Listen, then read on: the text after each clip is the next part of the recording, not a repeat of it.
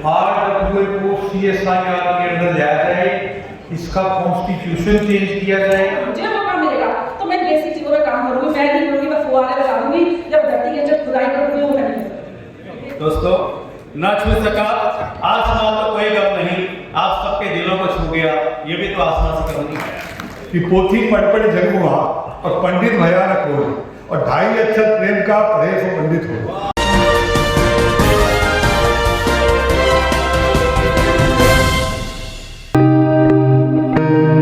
रईसों के सेक्टर कहे जाने वाले सेक्टर 14 की आरडब्ल्यू के प्रधान पद को लेकर इलेक्शन का दौर चल रहा है। करीब 16 साल बाद होने जा रहे इस इलेक्शन में आरडब्ल्यू के प्रधान की सीट पर बैठने के लिए यहां एक महिला उम्मीदवार आशु मेहरा सहित शंकर खंडेलवाल और दिलीप वर्मा अपनी अपनी किस्मत आजमा रहे हैं। इसी क्रम में संडे को चुनाव अधिकारी सुरेश जैन की अध्यक्षता में आरडब्ल्यू सेक्टर 14 की एक एजीएम बुलाई गई, जिसमें सेक्टर 14 के करीब 200-250 गणमान्य लोगों ने हिस्सा लिया। मीटिंग में सुरेश जैन ने तीनों उम्मीदवारों को 15-15 मिनट का समय देकर उनका अपना अपना विजन रखवाया कि प्रधान बनने के बाद वे सेक्टर की भलाई के लिए क्या करेंगे। हमारे गणमान्य लोगों ने और जिन लोगों ने इंटरेस्ट दिखाया तो उन्होंने कॉन्सेंसस के लिए एक टीम बनाई, बातचीत की डिफरेंट लोगों से, और हम इस लेवल तक पहुंच गए थे कि तीनों लोगों में तीनों प्रेसिडेंट बन जाओ, क्योंकि इससे सेक्टर का विकास होगा। या एक बन जाओ, दूसरा उसका रोटेशन कर लें, एक साल के लिए बन जाओ। सिर्फ इस बात पे आके हम फेल हो गए कि वे पहले कौन बने। अभी भी वो क्वेश्चन ओपन है। अगर 9 तारीख इलेक्शन डेट है, उससे पहले ये मान जाते हैं तो वी विल वेलकम और हम एक इलेक्शन का प्रोसेस सस्पेंड कर देंगे। अगर नहीं मानते तो 9 तारीख को इलेक्शन होगा। हमने शायद डीएवी स्कूल को मांगा है, उसके अंदर इलेक्शन होएगा। बड़ा पीसफुल इलेक्शन आप लोगों से मैं एक्सपेक्ट करता हूं। ये हमारी आज की अचीवमेंट थी, अब तक की वो हमने बताई। अब मैं इस पार्ट के अंदर रिक्वेस्ट करूंगा कि तीनों कैंडिडेट अपना अपना विजन दें, ताकि आप ये डिसाइड कर सके कौन वोट के लिए अच्छा है, कौन नहीं है। इस सेशन का यूज सिर्फ ही आप कैंडिडेट करेंगे। कोई क्वेश्चन ना पूछे, क्वेश्चन पूछे आप अपने बाहर पूछे कैंडिडेट से। प्लीज मेरी रिक्वेस्ट है कि आप क्वेश्चन आंसर सेशन यहाँ नहीं होगा। सुनिए सबसे पहले आशु मेहरा ने किस तरह अपना विजन रखा। मुझे पहली बार ऐसा होता है कि इस मंच पे खड़ा होना पड़ता है इलेक्शन में वापस होना। तो 9 साल का मेरा एक्सपीरियंस है आरडब्ल्यू के साथ। मेरा नाम आशु मेहरा है, मेरी उम्र 45 साल है। मैं BA MA एमएड स्टूडेंट रह चुकी हूँ, डाइटिशियन हूँ बाय प्रोफेशन। आरडब्ल्यू में तो मेरा काम है पिछले 9 सालों से चल रहा है।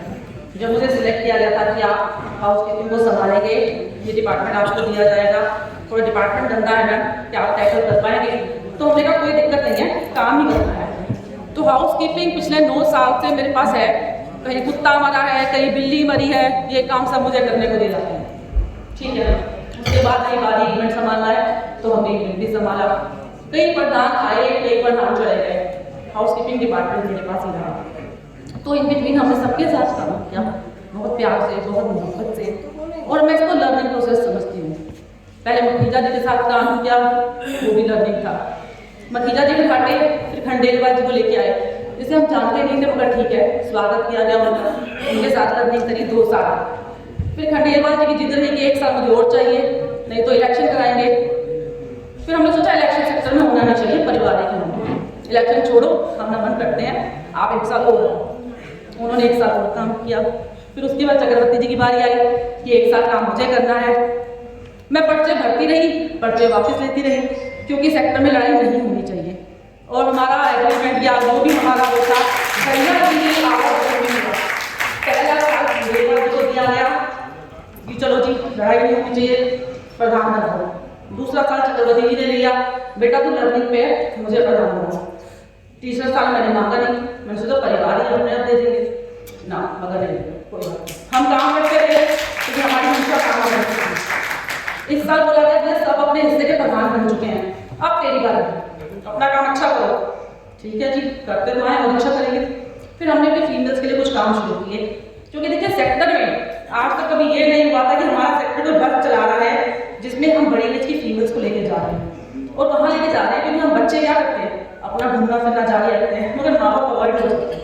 तो हमारी मुहिम थी कि हम एक ऐसी बस चलाएं जो सेक्टर की फीमेल्स को लेके, जो हमारी बुजुर्ग बड़ी महिलाएं हैं, हर जगह लेके चले। तो 5 महीने से हम उसका काम कर रहे हैं और सहयोग सब आप लोगों ने किया है, कोई पर्सनल मैनेजर नहीं होती इसमें। फिर हमने फिटनेस क्लास स्टार्ट करी कि एटलीस्ट हमारा सेक्टर, कि हम लोग लेडीज हैं या जेंट्स हैं, बाहर जाते हैं, क्या होता है 3-3 हज़ार रुपये बाहर पे करते हैं, क्यों ना घर के अंदर एक छत के अंदर ही हम फ्री ऑफ कॉस्ट में काम करेंगे, एक बंदे को हायर करके सबकी फिटनेस के लिए। वो हमने 5 महीने से मुहिम स्टार्ट करी, वो भी सहयोग कार्ड कर रहा, जमीन मिली हमें सब कुछ। अब मेरी बारी आई है, तो बस सबसे आखिरी टीम में मैं हूँ। अब बात आ गई इलेक्शन करो दोबारा से, सब अपने अपने हिस्से के 5 साल 7 साल 4 साल 3 साल ले चुके हैं। जब आखिरी टीम में मैं खड़ी हूँ, अब इलेक्शन की नौबत आ गई। ये कोई समझ है, समझदारी है, बच्चे खड़े हैं, पिताजी पहले गोली चढ़ते रहिए, बच्चों की बात नहीं है।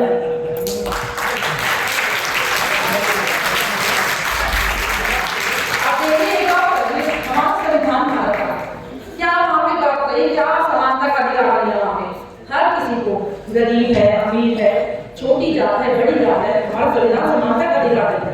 मगर जी हमारा 8 नंबर का संविधान जो पता चला पढ़ने को मिलता है, फीमेल का अधिकार ही नहीं।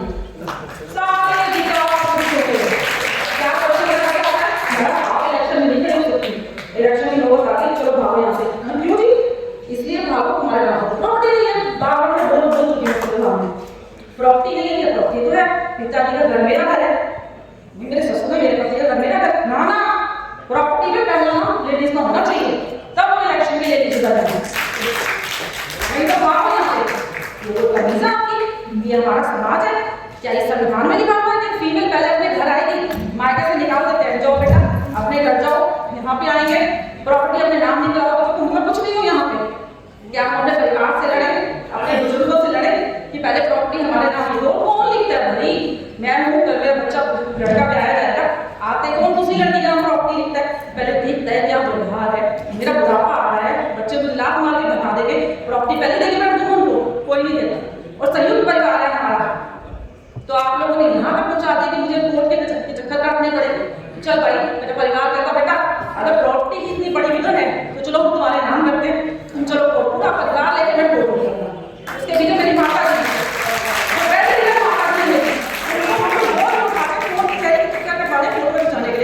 प्रॉपर्टी दे दो भैया इसके नाम पे, चलो जी प्रॉपर्टी भी हो।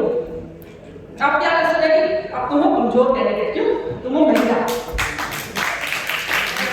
तुम्हें समझता नहीं मिलेगा, तुम्हें पैसा नहीं देगा सेक्टर, 2 बंदे तुम्हारे साथ नहीं खड़े होंगे। कमा लिया, 9 साल बीत गए, मतीजा जी 2 साल आए, मैं उनके साथ, हाँ जी। उसके बाद मतीजा जी इलेक्शन लड़ने गए, हमें समझाया कि बेटा इनके साथ लड़ना है, लड़ते जी बच्चे हैं, आपका नहीं थी 35-34 साल क्या उम्र होती है।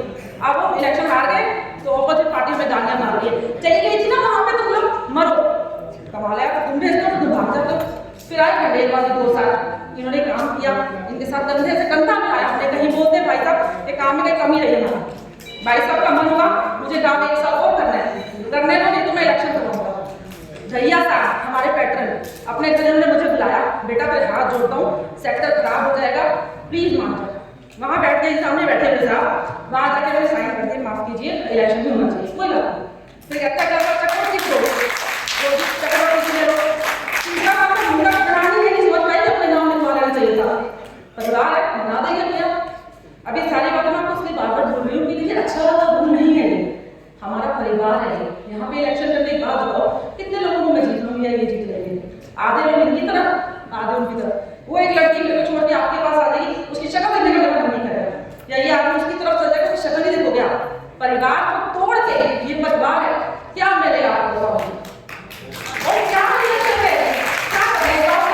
एक राजा तानाशाह एक महल बनाता है तो काम करने वाले मजदूर के हाथ ही काट देता है, तो वो तानाशाह हो। ऐसा महल लेके क्या करोगे जहाँ पे तानाशाही चल रही है? परिवार में हो गया, अच्छे से प्यार चलो, वही आप तानाशाही है। अगर आपको तानाशाह जरूरत है, वही तानाशाह से आदमी को भी यहाँ पे लेके आए तो आदमी को भी मुझे भी, तब वो तानाशाह नहीं था, अब वो तानाशाह है। मगर उस तानाशाह को हटाने के लिए हमें और तानाशाह का भविष्य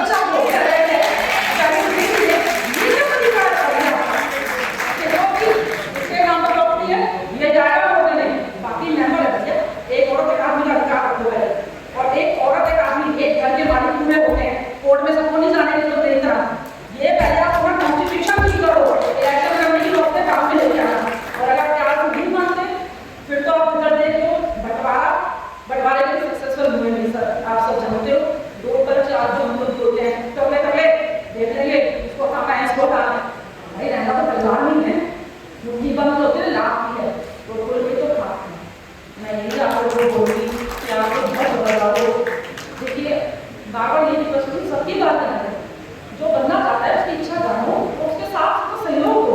कोई आपका वो नहीं कर जाएगा स्वाभिमान की, अगर मैं अपने नाम की वो चेयरमैन बन जाएंगे तो स्वाभिमान का हो जाएगा नहीं। मैं तो आपको ये भी कहती हूँ, आप सीनियर प्रेसिडेंट बन जाओ भैया, आप मुझे ज्ञान दो बट कुछ काम तो करने दो। कोई जिद ऐसी रखना अच्छी बात नहीं है कि मैं प्रेसिडेंट की पोस्ट ही लगा हुआ तब मैं फिर तुम्हारा सहयोग होगा।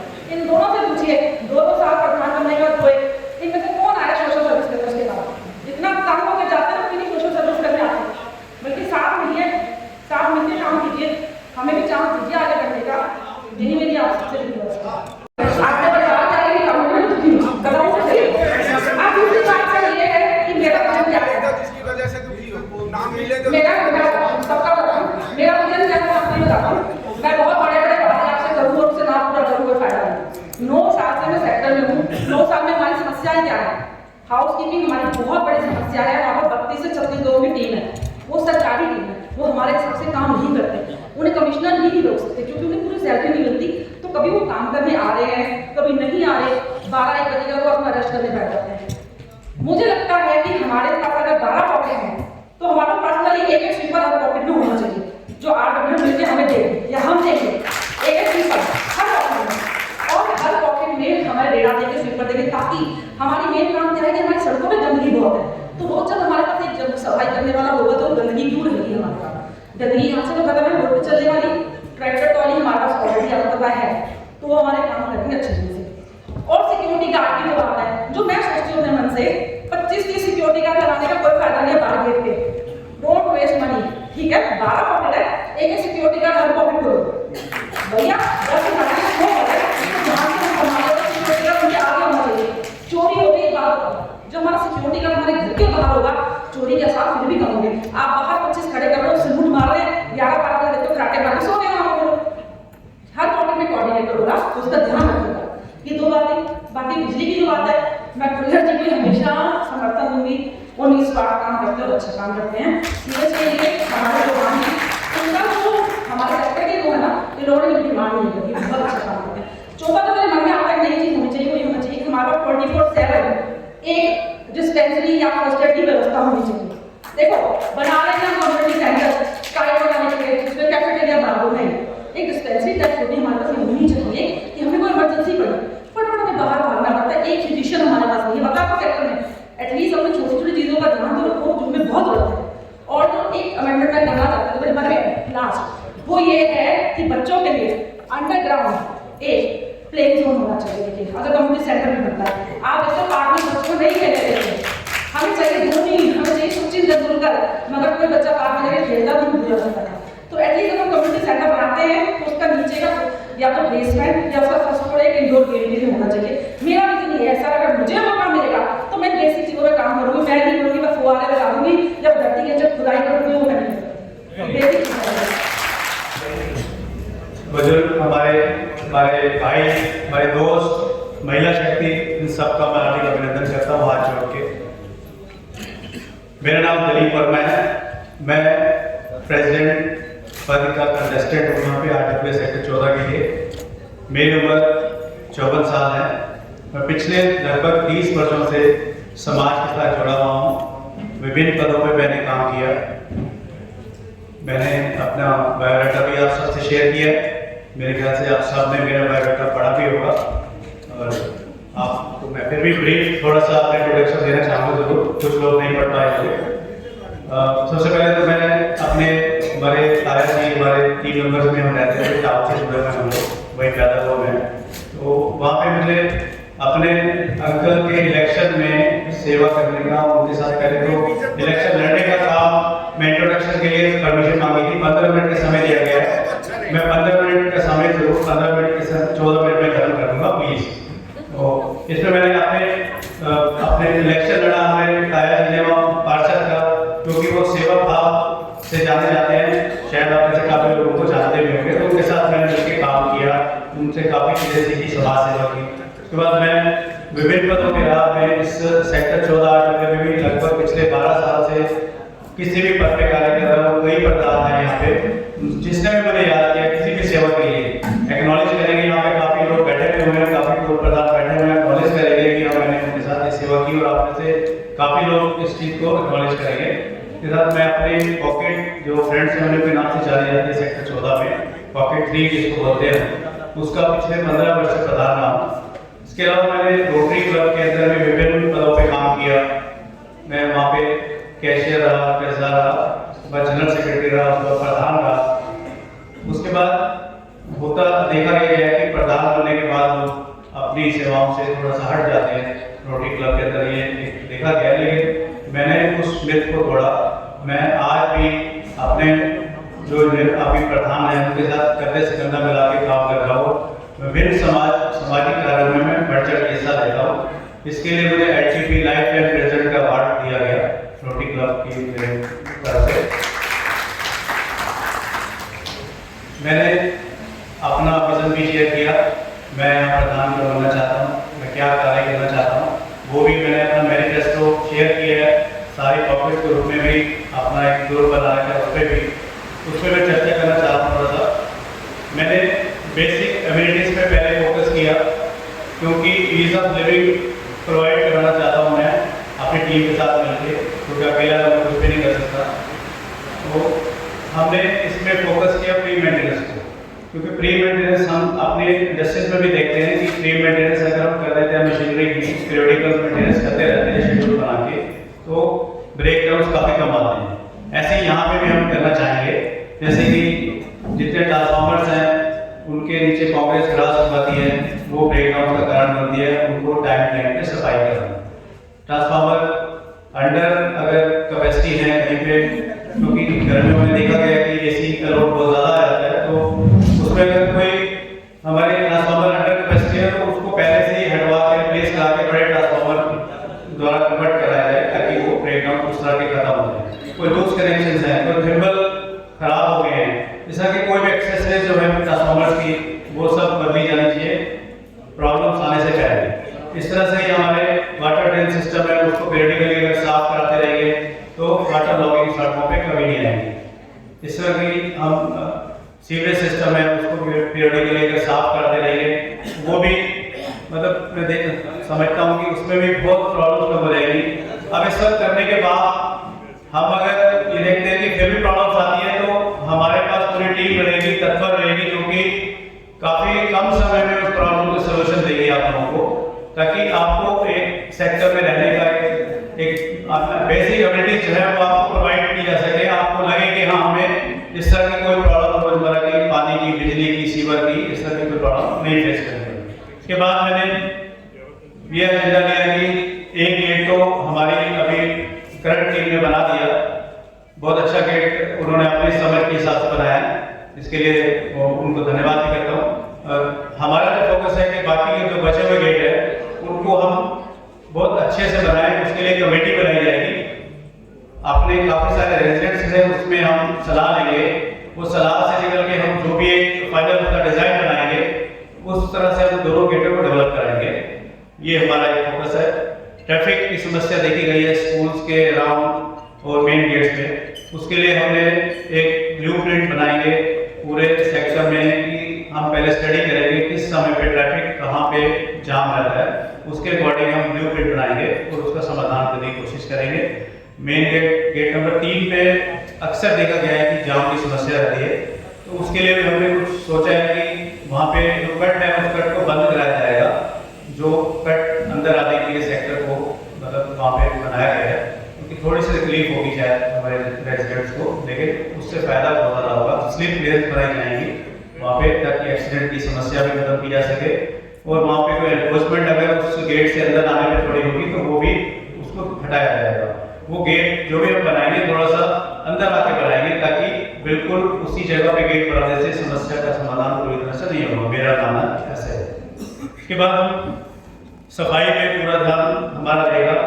हम MCF के जितने भी हमारा स्टाफ है, हमारे जो ये कर्मचारी भाई हैं, इनके साथ बेटर कोऑर्डिनेशन करेंगे, क्योंकि पहले भी ये हम कर चुके हैं ऐसे काम, आप एक्नॉलेज भी करेंगे उस चीज़ को।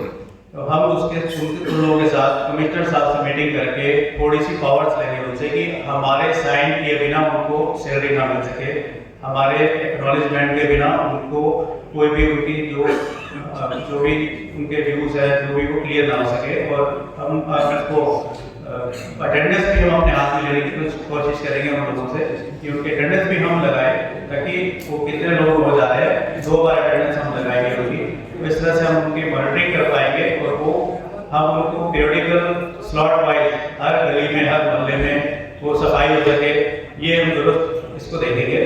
और इसके अलावा हम अगर जरूरत पड़ेगी तो रातों को भी हम अपनी सफाई की टीम पूरी लगाएंगे। उसके लिए हम हमारे सेक्टर धनाढ़े सेक्टर है, यहाँ पे CSR के फंड भी हैं, उनको भी उपयोग करेंगे, इस सेक्टर को साफ रखेंगे, ये हमारा वादा है आपसे।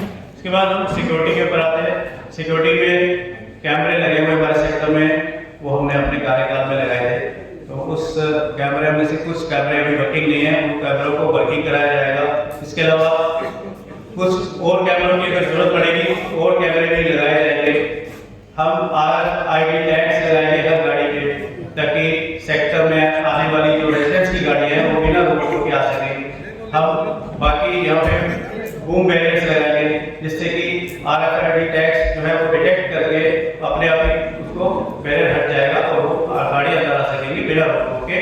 बाहर वाले जितने विजिटर्स होंगे उनकी जो एंट्रीज होंगी हम कोशिश करेंगे ऐप बनाने की, गेट ऐप बोलते हैं उसको, उस ऐप के थ्रू ये एंट्रीज हम कंट्रोल कर पाएंगे, जिससे कि थोड़ा सा कष्ट हो सकता है कि हो आपके विजिटर्स को लेकर उससे सिक्योरिटी बहुत बढ़ जाएगी। सब आप सबके सहयोग से सब ये काम हो सकता है, ये तो आप भी जानते होंगे। हम अकेले सोचते रहे ऐसा कुछ नहीं हो पाएगा, इस काम को हम नहीं कर पाएंगे जब तक आपका सहयोग नहीं मिलेगा। इसके अलावा हम महिला शक्ति का बिल्कुल सम्मान करते हैं, क्योंकि महिला जिस तरह से होम मेकर्स हैं, बिल्कुल मानता हूँ कि महिला अगर ना हो तो घर चलाना मुश्किल है, तो मुश्किल है। तो हम एक लेडीज विंग बनाएंगे नारी शक्ति को प्रमोट करने के लिए। हम अपनी टीम में भी ये एक कोशिश करेंगे, हमारी एक फर्स्ट प्रायोरिटी रहेगी कि लेडीज ही काफी हमारे पदों पे आसीन हो, क्योंकि लेडीज बहुत अच्छे से काफी कार्यों को कर सकती है, हमने ये देखा है। तो हम अपनी जो हमारी बहनें हैं, महिलाएं हैं, हमारी माताएं हैं, सबको रिक्वेस्ट करेंगे जो जो अपना सहयोग इसमें देना चाहे उनको इन्वाइट करेंगे और हम उनको विभिन्न पदों पे आसीन करेंगे। और अपनी लेडीज के थ्रू हम जैसे अभी एक चल रहा है हमारी प्रथा की एक शॉर्ट ट्रिप जो हमारे टूर्स जो है वो लेके जाए जाते हैं, तो हम आगे भी उसको जारी रखेंगे। वो धार्मिक टूर भी होंगे, वो इनके तंबोला एंडिंग भी होंगी। इस तरह से हमारा प्रयास रहेगा कि महिलाएं हमारे सेक्टर की एकजुट रहे।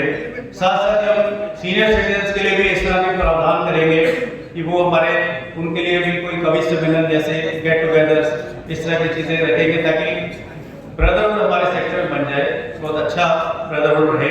और जो सीनियर सिटीजन्स हमारे अकेले रहते हैं, जो जिनके यहाँ पे बच्चे आप देखा गया कि बाहर रहते हैं, ऐसे 70 परिवार आपने आइडेंटिफाई अभी तक किए हैं हमारे सेक्टर में हैं, हो सकता है हमारे से कुछ छूट भी गए हो, तो उनके साथ उनकी बर्थडे उनकी एनिवर्सरी हम खुद जाके हमारी टीम बनाएगी जब भी ऐसा मतलब उनका इस तरह का कोई भी ओकेजन आएगा, ताकि वो अपने आप को अकेला फील न करें।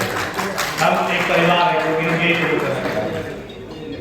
इसके अलावा हमारे कम्युनिटी सेंटर की बिल्डिंग जो एक काफी सालों से प्रयास चले रहे कि भाई इसको बनाया जाए, तो उसके लिए हम परस्यू करेंगे।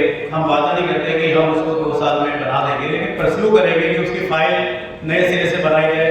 यहाँ पे बनना है या कहीं और जगह मिल सकती है सेक्टर के अंदर, बड़ी जगह इससे, क्योंकि जगह छोटी पड़ रही है कम्युनिटी सेंटर के लिए, उसके लिए भी कमेटी गठित की जाएगी, उसका एक आप लोगों से भी राय ली जाएगी। उस तरह से कम्युनिटी सेंटर की फाइल को पास करा के रहेंगे, ये हमारा वादा आपसे।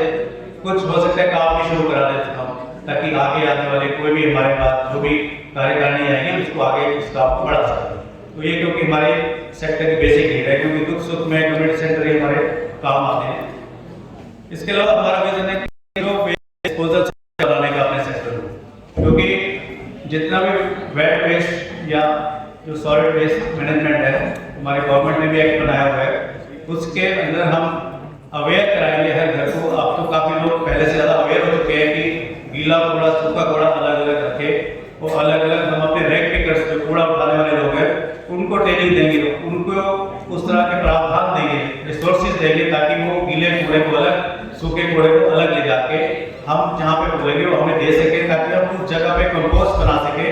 सेक्टर से बाहर कूड़ा ना जाए, यहीं पे कंपोस्ट वाले खाद बने और हमारे पेड़ पौधों के काम आ जाएंगे। ऐसे हम डिफरेंट पार्क्स के अंदर जो ग्रीन वेस्ट है, उन ग्रीन वेस्ट को हम देखते हैं कि उठाने के लिए दिक्कतें आती हैं काफ़ी। कई बार मैं से बता रहे थे मेरे दोस्त मेरे भाई के सिंगला जी के पीछे डंपिंग यार्ड बंद हो जाते हैं।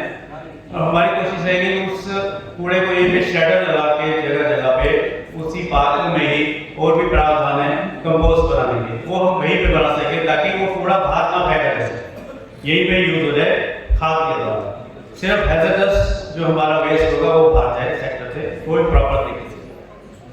इसके अलावा लाइट नंबर अभी भी कुछ कम है हमारे सेक्टर में, पूरे नहीं बने। इस मुहिम के तहत काफ़ी सारे 140 से 45 बता रहे थे भी बन गए हैं।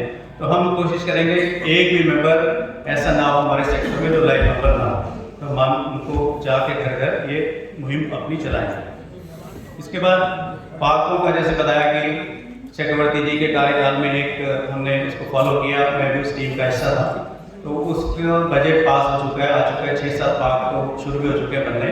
हम इंश्योर करेंगे कि अप्रैल में ही ये सारे पार्कों का काम शुरू हो जाए, क्योंकि बजट सबका एलोकेट हो चुका है। ये हमारा प्राथमिकता रहेगी। और सेंट्रल पार्क में देखा गया कि टॉयलेट की समस्या रहती है, टॉयलेट बनवाने का हमारा पूरा उसमें रहेगा कि हम इसको बनवाएं, और वहाँ पे फाउंटेन काफ़ी सालों से बंद पड़ा है, उसको चालू कराएं।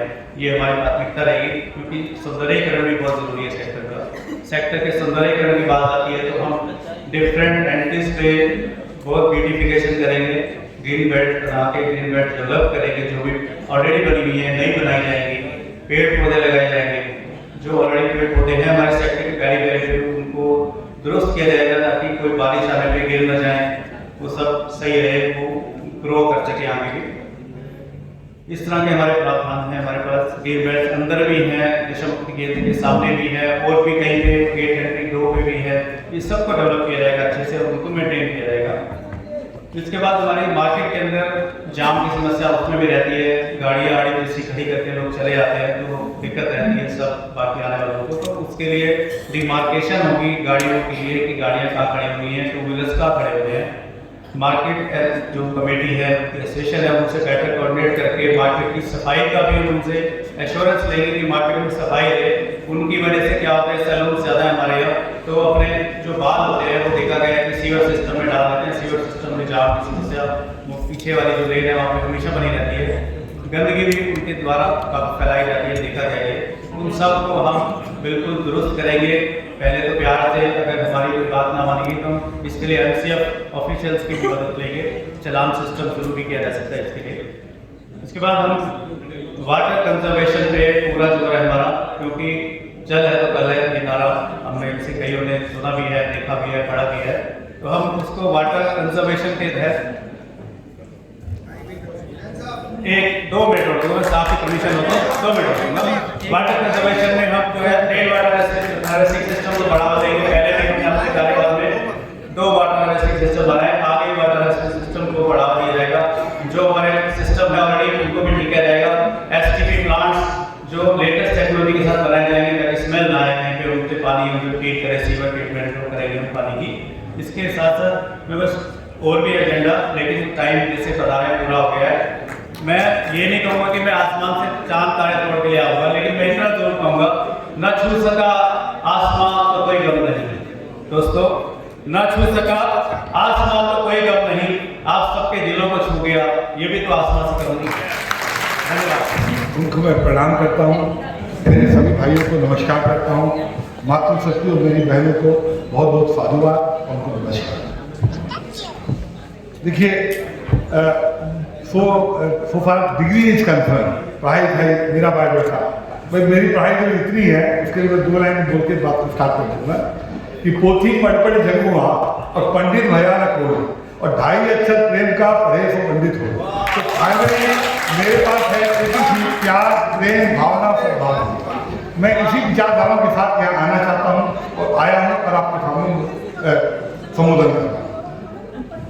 तो देखिए, लीक पे चलना मेरी आदत नहीं है। मैं कोई आपको ऐसे वचन नहीं दे सकता कि आप जो बताओगे वो साथ चलो, नो। मैं ट्रेंड सेट करना चाहता हूँ, RWS का ट्रेंड सेट करना चाहता हूँ, बिल्कुल समय नहीं खराब करना चाहता आपका मेरा खुद का। इसीलिए मेरे पास कुछ दूसरी तरह की योजनाएं हैं, जिस योजनाओं पर मैं काम करना चाहता हूँ, और हमारे सेक्टर जोनों को मैं बेस्ट टू बेस्ट सेक्टर बनाना चाहता हूँ, एटलीस्ट हरियाणा में, जिस पर हम घमंड कर सके, हम स्वाभिमान कर सकें, हम इसका अभिमान कर सकें। देखिए, सभी की भावनाएं अच्छी है। मेरे जितने मित्र यहाँ बैठे हैं, मेरी बहनें बैठी हैं, भावनाएं इनकी कमजोर बिल्कुल भी नहीं है और मैं इनकी सभी भावना का सादर सम्मान करता हूँ और आदर करता हूँ। पर मेरे अंदर जो भावना है वो उस बात को मैं प्रेषित करता हूँ। तो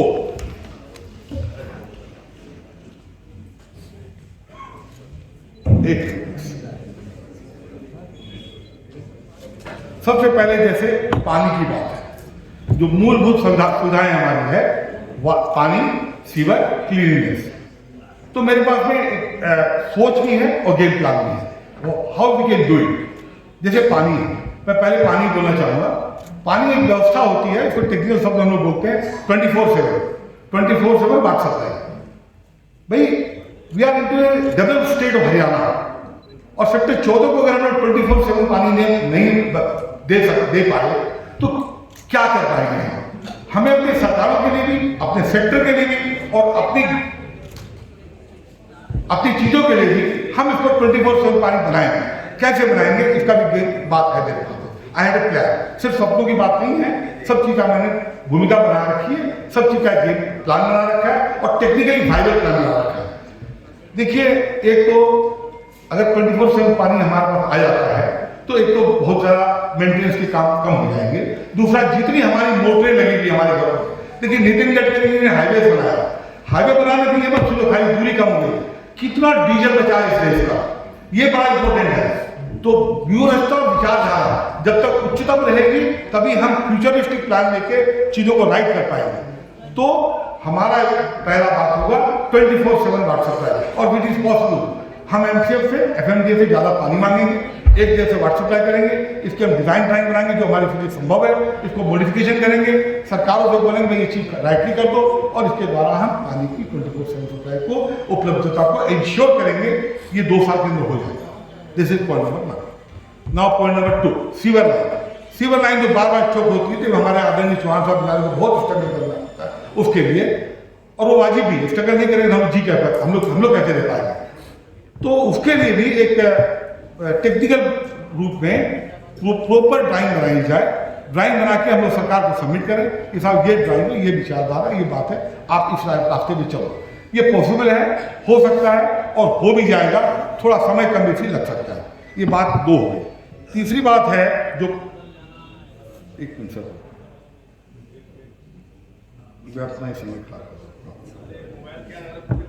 हाँ जी, स्वच्छ सेक्टर मूवमेंट। हमको इस सेक्टर को साफ बनाना चाहिए। क्लीनलीनेस हमारी जरूरत है, हमारी नेसेसिटी है। इसके लिए क्या है भाई, कुछ तो हमारे को ट्रैक्टर्स बढ़ाने पड़ेंगे, जो हमारे रिसोर्सेज है उसको बढ़ाना पड़ेगा।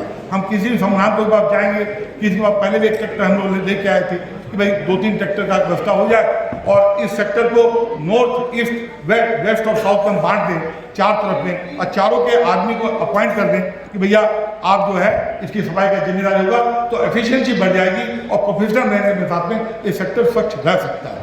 दिस इज स्वच्छ सेक्टर मूवमेंट। दूसरा है सीवरेज की बारे बता दी मैंने आपको, वाटर के बारे में बता चुका हूँ मैं आपको। बाकी छोटी मोटी चीज़ें, जैसे एक हम सेक्टर 14 में एक हेल्पलाइन खोल सकते हैं अपने कम्युनिटी सेंटर में। बहुत सी चीज़ें उससे है भाई, बुजुर्ग लोग, किसी को गाड़ी की व्यवस्था करवानी है, किसी को मान लो कोई प्लम्बिंग की प्रॉब्लम है, किसी को इलेक्ट्रिसिटी की फॉल्ट है, ऐसी बहुत सारी प्रॉब्लम्स जो हमारी डे टू डे की लाइफ का हिस्सा है और जहाँ पर हम लोग सब काम पे चले आते हैं, महिलाएं अकेली रहती है, इन सब बातों को लेकर हम एक हेल्पलाइन सेंटर प्रोफेशनली मैनेज वहाँ खोल सकते हैं, जो सारी समस्याओं का निराकरण तो नहीं कर पाएगा पर 90% समस्याओं का निराकरण कर पाएगा। ऐसी व्यवस्था होनी चाहिए। उसके बाद में जो सबसे बड़ी बात है और एक अच्छी बात है, इसे समय लगेगा, ये अभी बहुत कम जगह से स्टार्ट हुआ है। स्मार्ट सिटी का एक कंसेप्ट चल रहा है, सरकारों का चल रहा है, और ये उनके टारगेट्स भी है कि उनको अचीव करना है। हम स्मार्ट सेक्टर का टारगेट लेके चलेंगे कि हमारा सेक्टर स्मार्ट हो। इसके लिए जो बिजली की तारें जो हमारी पूरी ऊपर खंभे लगे हुए हैं, अगर हम सरकारों को बोल के इसको अंडरग्राउंड करा पाए, तो जितनी बार आप खोदेंगे, मैंने पहले तो प्लान करिए कि शहर को बार बार ना खोदना पड़े। हर जगह का कोई पाइपलाइन लगा रहा तो खोद रहा है, कोई ये सीवर लाइन डाल रहा तो खोद रहा है। एक बार में कंप्रहेंसिव योजना बनाइए, और जब ये बिजली के खंभे सारे के सारे हट के और पूरी ट्रेंच में चले जाएंगे तो इसकी सेक्टर की सुंदरता का आप इमेजिन नहीं कर पाएंगे। इसका आप लेआउट लो, प्लान दो, देखो भाई कैसे सुंदर लगेगा हमारा सेक्टर। ये इस रास्ते में भी हमें आगे बढ़ना है। Please excuse me sir, please sir, consultation हट जाता है इससे।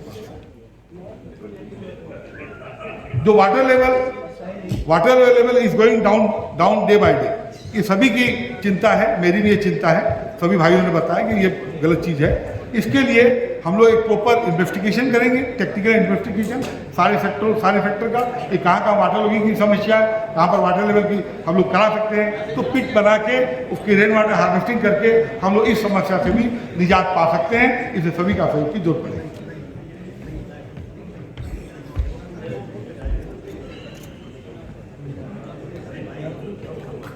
अब देखिए न्यू कॉन्सेप्ट, ये तो सब जितनी भी चीजें चल रही है, ये चल रही है कम और बेसिक, सिक्योरिटी कम और बेसिक चल रही है। इसको जितना भी उठाना है, जैसे हमारे भाई वर्मा जी ने बोला भाई ये कर सकते हैं, हम लोग ये कर सकते हैं, ये सारी सलाह राइट है। हम लोग सिक्योरिटी उठा सकते हैं। इसके लिए सबसे इंपॉर्टेंट है कि हम कितना पे करना चाहते हैं आरडब्ल्यू को। सपोज करो हम पे नहीं करना चाहते हैं आरडब्ल्यू को, तो 34 आदमी लगेगी कैसे, सड़कों पे गार्ड्स बनेंगे कैसे, सारी व्यवस्थाएं क्रिएट होगी कैसे। ये भी एक बड़ा मूलभूत प्रश्न है जिसका उत्तर हमें खुद अपने अंदर ढूंढना पड़ेगा और इसका उत्तर हम ही दे पाएंगे। हाँ, हम सब मिल जाए तो हम बेस्ट सिक्योरिटी हम बना सकते हैं, जो कहीं के लिए भी बेस्ट होगी वो हमारे लिए भी बेस्ट हो सकती है। तो ये पॉसिबल है, ये पॉसिबल हो जाएगा सिक्योरिटी का मतलब। उसके लिए जो बाउंड्री वाल की लाइन से, बाउंड्री वाल से सारे सेक्टर को पहले जहाँ जहाँ बाउंड्री वाल नहीं बनी है वो बनना पड़ेगा, कि वो गेटेड कम्युनिटी बनाने के लिए कहीं से भी अगर लीकेज आएगी तो उसको लीकेज के बाद में गेटेड कम्युनिटी नहीं हो पाएगी। ये एक प्रैक्टिकल अप्रोच है, इसके लिए भी सारी बाउंड्री वाल सेक्टर को कवर करना पड़ेगा।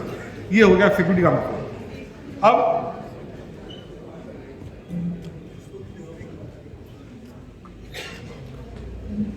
इसके बाद पार्क, देखिए पार्क हमारी ह्यूमन लाइफ का या शहरी जिंदगी का बड़ा एसेंशियल पार्ट है। हम सभी के तरफ से सुबह से शाम तक थक के हम मॉर्निंग में पार्क पे जाते हैं। पार्क हमारा बहुत खूबसूरत हो, अत्यधिक खूबसूरत हो अगर, तो एक बार जाते हैं हमारे को वहाँ पर ताज़ा स्मृति का बोध होता है कि आप आगे राइट जगह पर आगे, वहाँ मित्र भी मिलते हैं, मज़े भी लेते हैं, आनंद भी लेते हैं। तो हमें पार्क तो स्टेट ऑफ आर्ट बनाना चाहिए, बेस्ट टू बेस्ट पार्क। हमने कोशिश किया था सेक्टर 14 में अपना कम्युनिटी सेंटर के सेंटर पार्क जो है, और उसको एक लेआउट तो हमने अच्छा दिया। पहले वो पार्क जो था वो मात्र 55 से 60% जगह घेरता था, मतलब पार्क 55% जगह में था। वो 4 एकड़ जमीन आपको 2-2.5 एकड़ का यूटिलिटी दे रही थी। हमने उसको वाल टू वाल करके, प्लान करके, नक्शा बना के उसको पूरा फुल पार्क को यूटिलाइजेशन में डाल दिया। हमने कोई 2 एकड़ जमीन खरीद के पार्क को बड़ा नहीं किया, हमने उसी के पार्क के अंदर क्या मिस यूटिलाइज जो प्लेस था उसको ठीक करके उस पार्क को पूरा का पूरा आपके लिए समर्पित कर दिया। ये हमने लास्ट टाइम किया था। अब हम बात कर रहे हैं गेट्स की।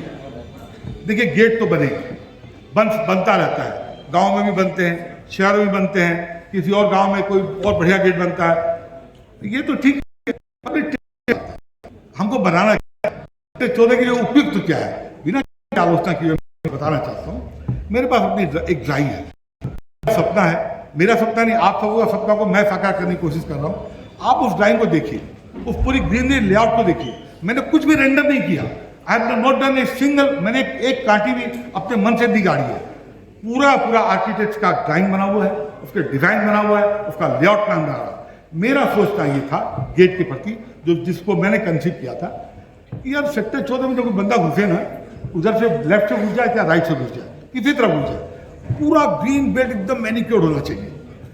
गेट के अंदर घुसते ही कुछ फवारा ववारा होए, सेक्टर 14 वेलकम टू लिखा जाए, और उसके बाद में वो गेट आगे तक जो नशा मुक्ति केंद्र है, क्योंकि एकदम से हम घुसे और एकदम से हमको खत्म हो गया हमारा वाव फैक्टर, तो बात बनती नहीं है। तो थोड़ा लंबा तक घुस के हमारे सेक्टर 14 का जो मेन रोड है उसको एकदम स्टेट ऑफ आर्ट बनाया जाए, ऐसी मेरी परिकल्पना है, सोच है। और अगर मैं प्रधानमंत्री का मुझे मौका लगता है तो मैं इसको इमीडिएट स्टार्ट करूँगा, और आप लोग के सहमति और सहयोग, और आपको पहले पूरी ड्राइंग दिखाऊंगा जो मेरे पास बनी पड़ी है, और फिर जब आप लोग अप्रूव कर देंगे then I will go it. मैं अपने मतलब कुछ नहीं।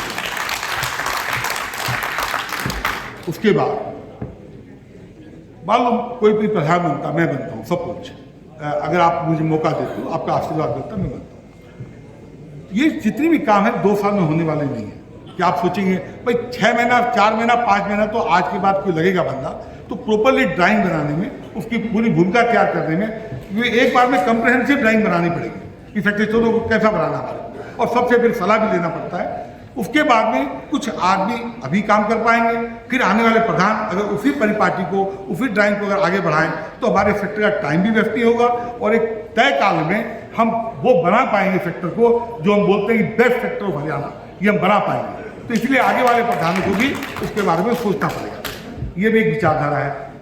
अभी कम्युनिटी सेंटर देखिए, जब मैं प्रधानमंत्री आया था तो एक 30-35 लाख रुपए का बजट था हुडा का, उन्होंने वहाँ पर फाउंडेशन भी खोद दी थी। तो मैंने कहा यार ये धर्मशाला तो नहीं बनेगी सेक्टर 14 में, सेक्टर 14 वालों को धर्मशाला की जरूरत नहीं है, ये छोटा सा ये कमजोर सा गिरने वाला कम्युनिटी सेंटर, और उसके आगे आप एक और एक्सटेंशन दे रहे हो। व्हाट वी आर डूइंग, तो सबसे ज़्यादा कॉस्टली है जमीन यहाँ सेक्टर 14 की, कि कहाँ किस जमीन पर बना रहे हैं। तो उसमें मेरा ये सोचता है कि सेक्टर 14 की जो रिक्वायरमेंट है बुजुर्गों की, महिलाओं की, कोई होजिका सेंटर, कोई एंटरटेनमेंट सेंटर, कोई छोटा सा कैफेटेरिया और ताश खेलने की जगह, पर स्पोर्ट्स गेम बुजुर्गों के लिए जगह, सबको एंटिसिपेट करके एक कंप्रहेंसिव ड्राइंग बनाई जाए, एक विचार बनाया जाए, उसके आधार पर उसकी ड्राइंग बनाई जाए और सरकार को बोला जाए भाई साहब आप चलिए। मैं आपका ज़्यादा समय नहीं लेते हुए फाइनल एक ही बात बोलना चाहूँगा कि मैं लीग पे चलने के लिए नहीं आना चाहता हूँ, मैं कुछ बनाना चाहता हूँ सेक्टर 14 को। अगर आप मुझे अनुमति देंगे तो मैं आपके विश्वास का विश्वासघातन नहीं करूँगा। I will make your sector best and best. अंत में चुनाव अधिकारी सुरेश जैन ने सुनो क्या कहा। ये अनलिमिटेड प्रोसेस है, आप लोगों ने इतने धैर्य से सुना, बहुत बहुत शुक्रिया। मैं इसके लिए एक सजेशन जरूर देना चाहता हूँ, RWA को CSIR के अंदर लाया जाए, इसका कॉन्स्टिट्यूशन चेंज किया जाए, हमारे पास पैसे ज़्यादा होंगे, खर्च करने की जगह नहीं होगी। इस लाइन पे भी एक टीम अलग से काम करे इनके अलावा। अब मैं अंत में आप सब लोगों का धन्यवाद करता हूं, और मखीजा जी ने जो लंच बनाया है उसको लेके जाना सब 15-20 मिनट के बाद, आधा घंटे के बाद अगर आप चाहोगे दोबारा यूनाइट होंगे। ये लोगों को अगर मना